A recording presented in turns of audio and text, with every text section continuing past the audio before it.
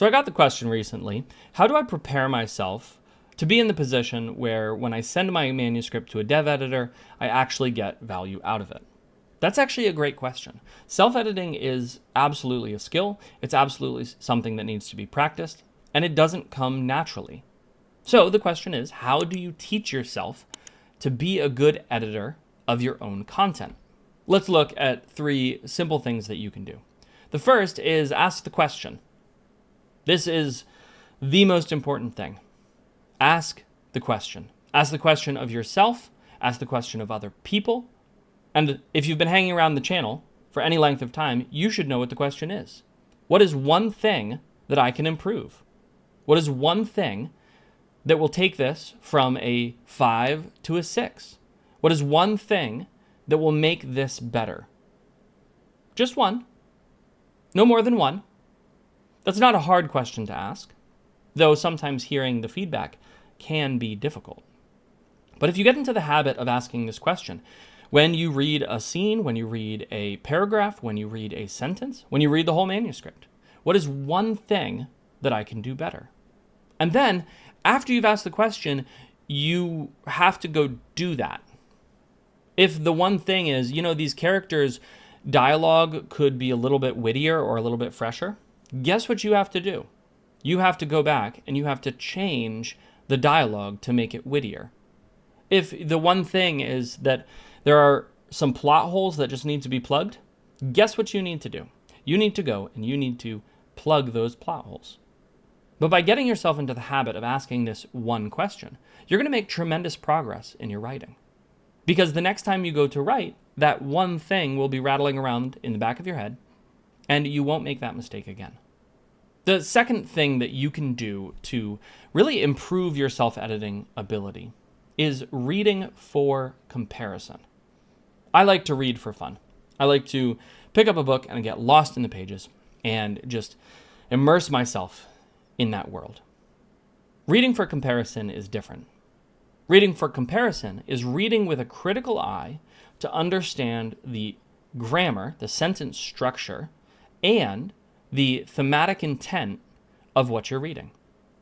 The point of reading for comparison is so that you have a ruler against which to measure your own writing. But the thing about reading for comparison is that you have to read things that are better than your writing. Too often, when I'm talking to people about things like reading for comparison, they mention that they like to read the same thing that they write. So, for example, if somebody has spent some time writing fan fiction, and they come to me and they say, Seth, how do I improve my fan fiction? And I tell them to read for comparison. What I'm not saying is that they should go read more fan fiction. Because the thing is that people who are writing exactly the same thing you're writing will often write like you. They'll often write at the same level that you write. Instead, if you're writing fan fiction and you want to know how to improve your writing, go read books that maybe started as fan fiction, but have now been elevated to a new level through developmental editing. Go ask for book recommendations and read in genres outside your own.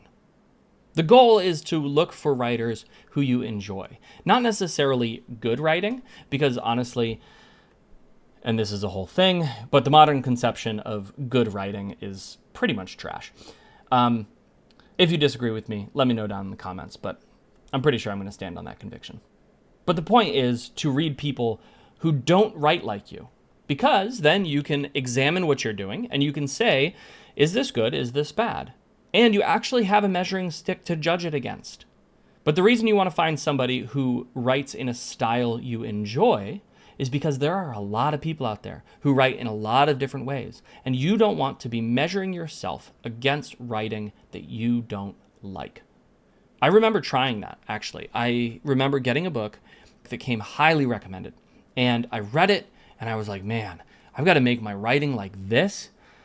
And it was just an exhausting thought. I hadn't even started yet, and I was exhausted.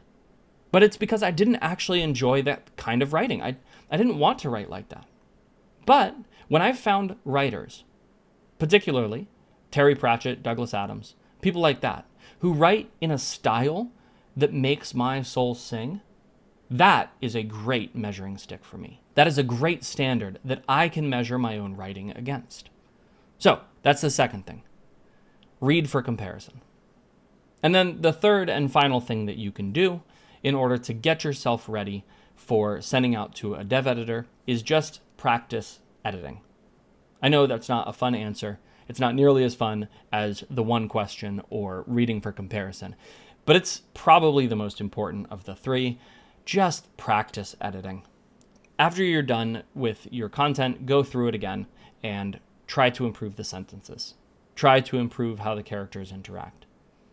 Go get a book on editing, read it, and then say, am I actually doing these things?